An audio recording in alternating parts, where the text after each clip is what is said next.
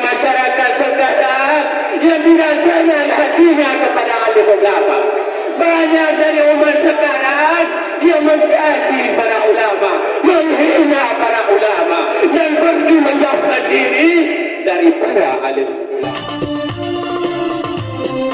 Lihatlah hadirin bagaimana adaptasi pemuda tersebut. Rasulullah Sallallahu Alaihi Wasallam mendengarnya saja marah. Akan tetapi hadirin sekalian, Allah Subhanahu Wa Taala yang Maha Rahim, Maha Rahman, Maha Ghafur, Allah tetap menerima taubat hamba-hambanya jikalau kita mau bertaubat dengan sebenar-benarnya. Akan kisah suci Al-Quran, karena semua Al-Quran akan datang pada hari kiamat memberikan syafaat kepada orang-orang yang membaca.